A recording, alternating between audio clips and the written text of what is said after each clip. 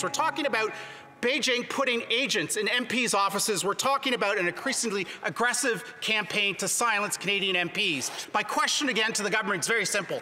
Who are these 11 candidates? Parliament will investigate claims that China interfered in Canada's election. That follows a bombshell report from Global News that is making waves on Parliament Hill.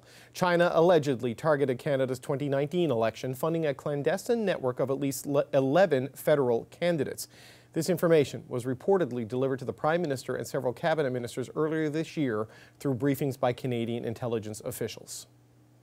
Here to discuss this issue are three members of the House of Commons: Liberal MP Jennifer O'Connell, Conservative MP Michael Cooper, and NDP Member of Parliament Rachel Blaney. Welcome to you all.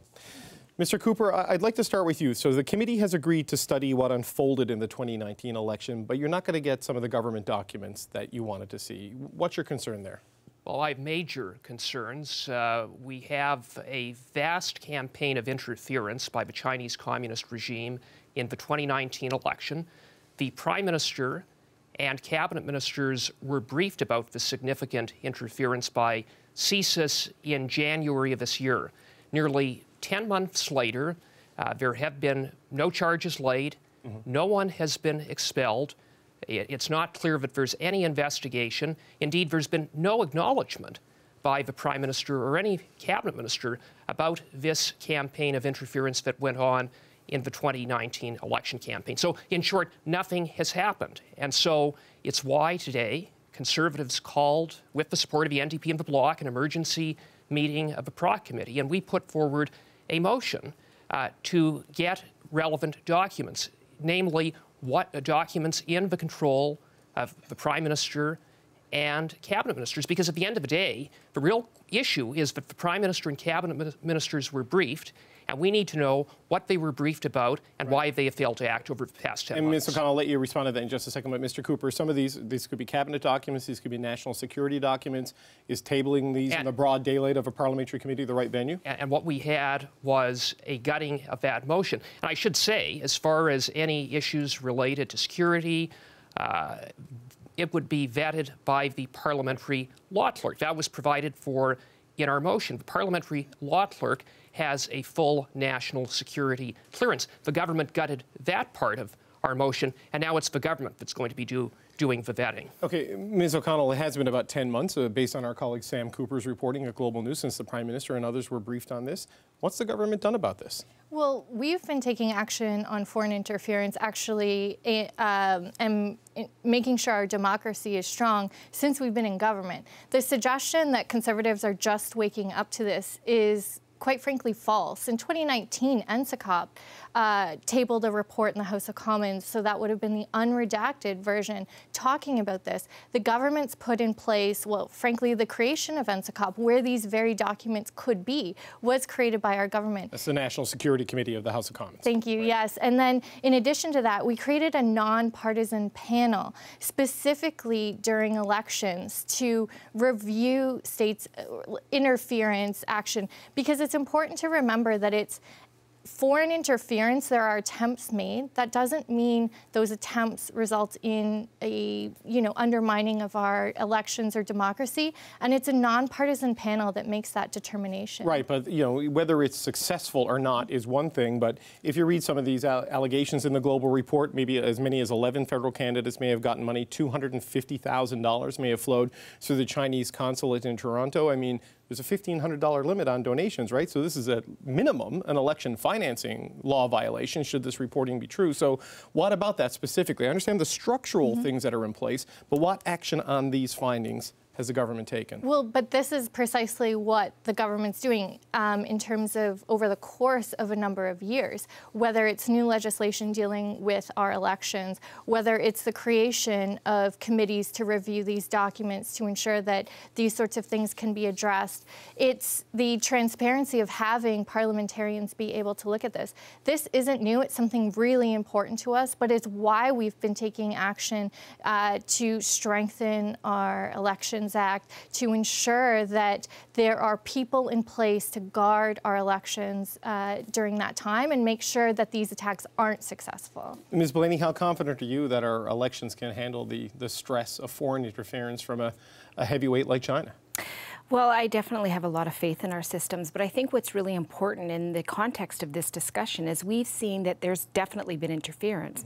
So how do we create processes that really, one, deal with the issue, but two, also educate our population in Canada so that they know what's happening.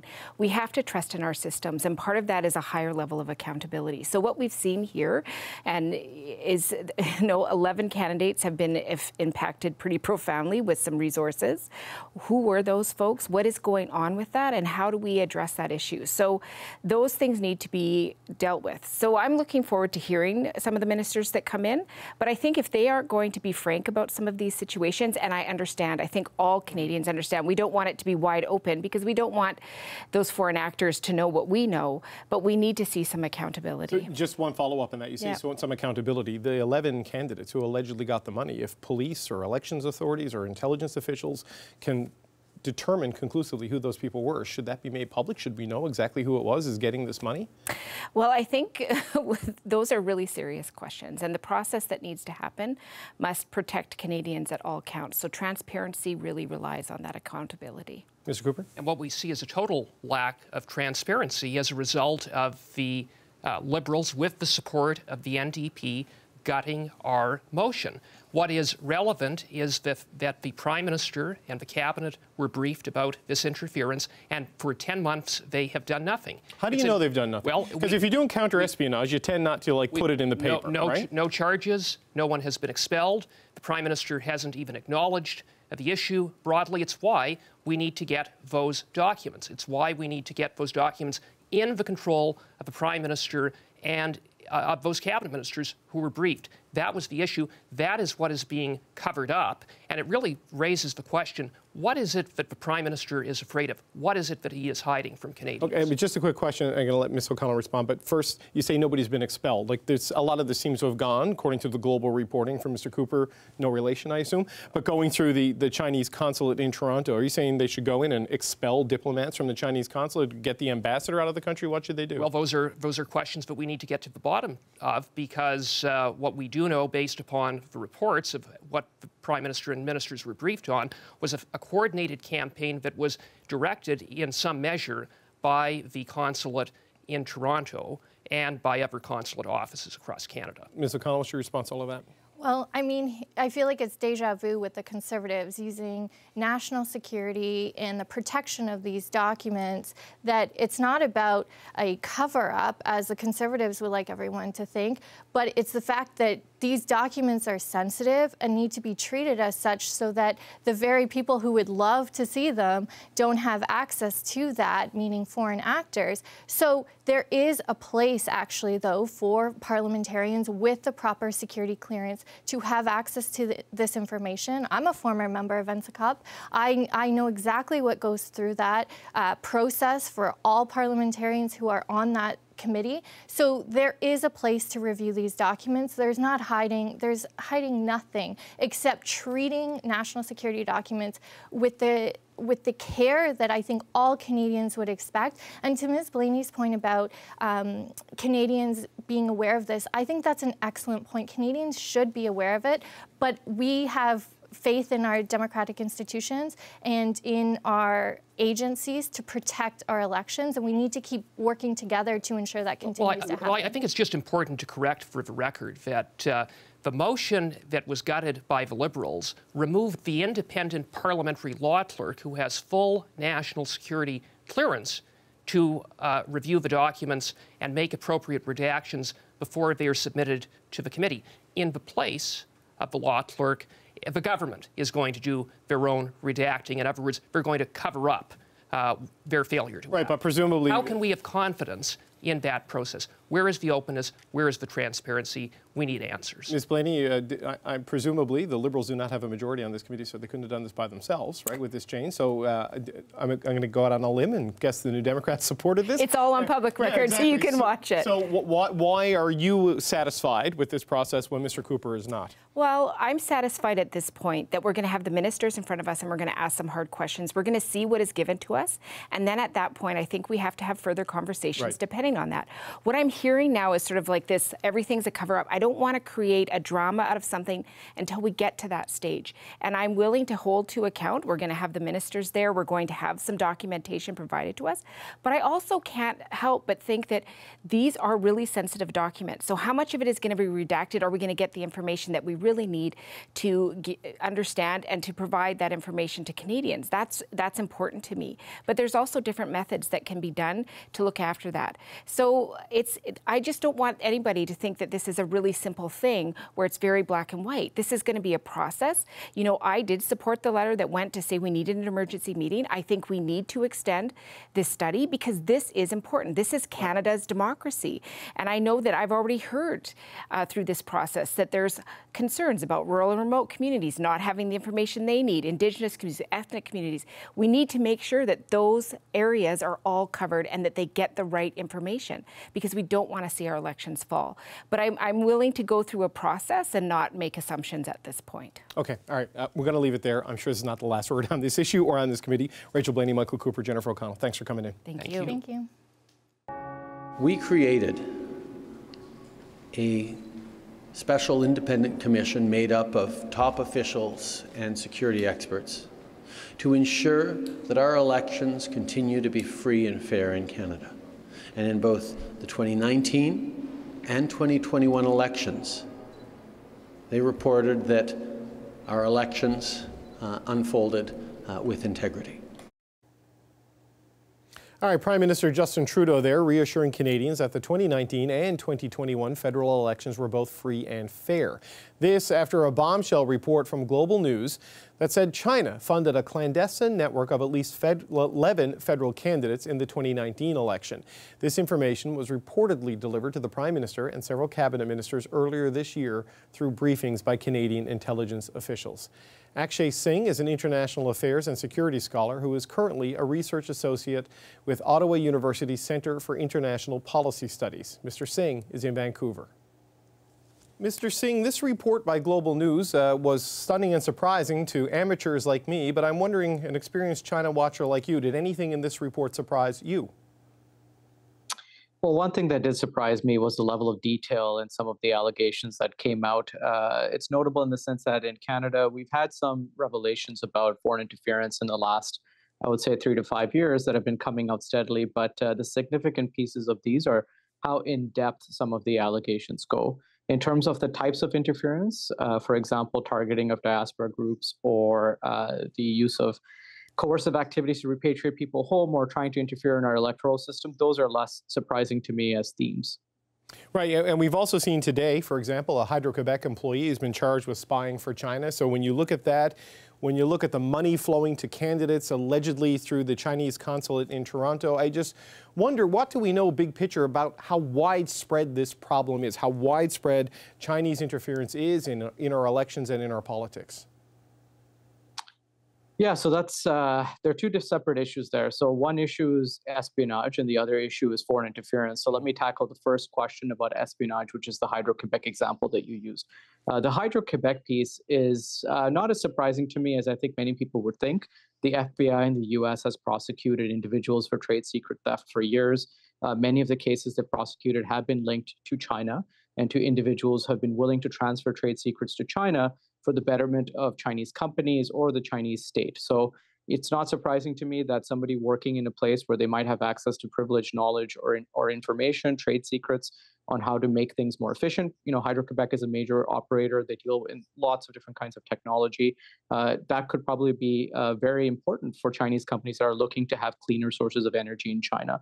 Your second question about foreign interference, the issue of electoral interference is one that we're only starting to discuss in Canada more significantly. However, more broadly speaking, the issue of interference in Canadian affairs, that is targeting, as I mentioned, of the diaspora groups as well as dissidents, has been going on for quite some time.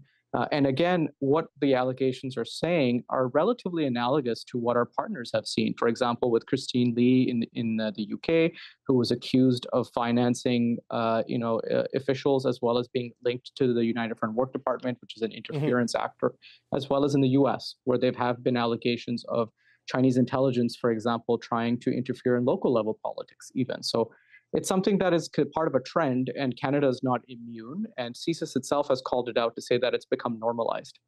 Right. When you look at the corporate espionage and the theft of intellectual property and technology, you can see the obvious benefit, why they would do that, right?